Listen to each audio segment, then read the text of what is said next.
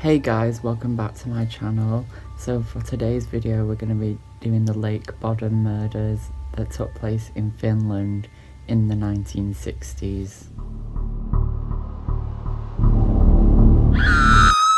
On the 4th of June 1960, 4 teenagers, Seppo, Miley, Nils and Anya, decided that they wanted to go on a camping trip at Lake Bodom. The boys were both 18 years old and both girls were 15. On June 5th, between 4 and 6 a.m, they were all asleep. 3 of the teenagers were murdered, with Nils being the only survivor. They were murdered with a knife and a blunt tool, which were never found. Nils was severely injured. He sustained fractures to his jaw and facial bones and bruising to his face, as well as a concussion. Nils and Miley were both found laying on top of the tent. Miley's murder was the most brutal and she was found undressed from the waist down. She was stabbed several times after her death and she died from blunt force trauma. The other 2, Anya and Seppo, were found inside the tent. The killer also stole the clothes and wallets from the teenagers and were found hidden around 500 meters away. And from footprints, it was determined that the killer was wearing Nils' shoes. Nils says he didn't see that much of the event due to him being in shock, but he did say he saw black and red eyes coming towards him.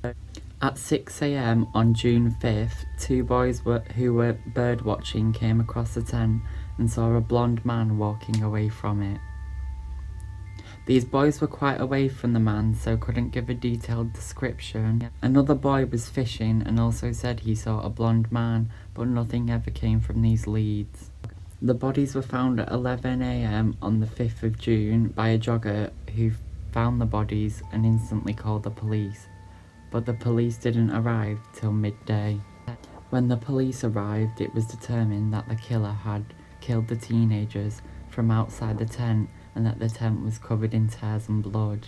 In this case, there are 4 suspects, which I'm about to cover now. The first suspect is Pentti Soininen. He was convicted of several violent crimes in the 1960s, and he lived close to Lake Bodom and was 15 at the times of the murder. When he was 24, he was serving time in prison when he confessed to the murders. Police did question him, but his confession didn't hold up and this lead was dropped. He later killed himself by hanging in a prison transport station. The second suspect was a man named Hans Arsman, an alleged KGB spy who was living in Finland during the 1950s and 60s.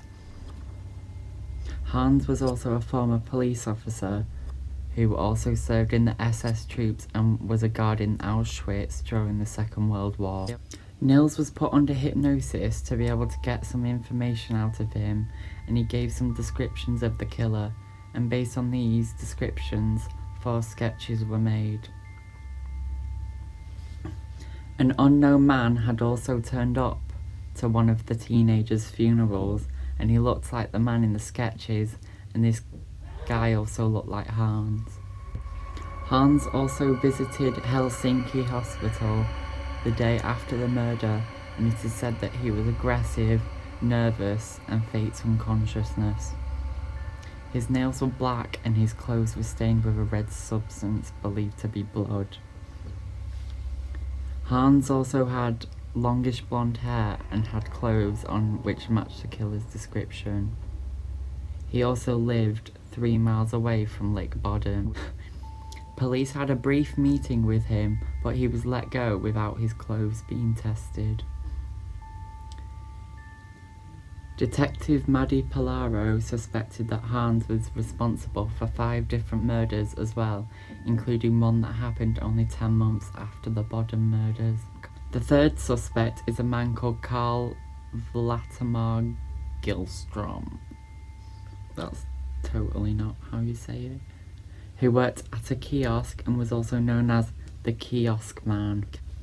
Carl was known to hate campers and was also known to be very aggressive.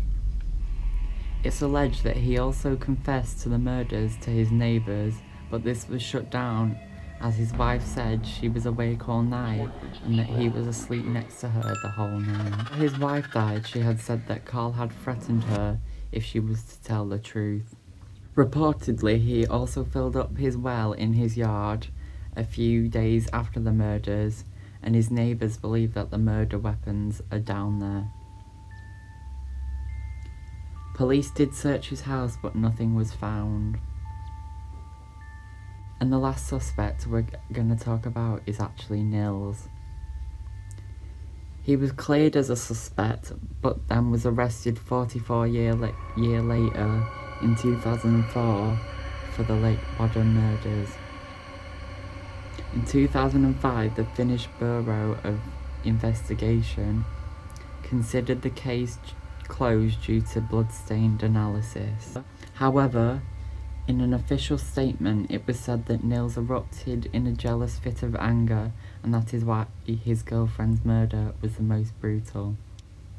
In August of 2005, the murder trial against Nils began with a hoped outcome of guilty with a sentence of life imprisonment. Re-examination of old evidence made Nils a suspect, but his defense argued that one or more people did the murder and he was unable to commit the murders due to his injuries. But the only DNA at the crime scene was that of the 4 teenagers, and the killer was wearing Nils' shoes. So that makes me believe that Nils was the killer,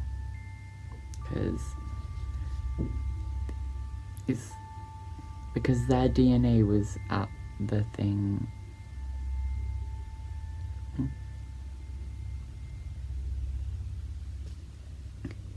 But at his trial, Nils was acquitted of all his charges due to lack of evidence.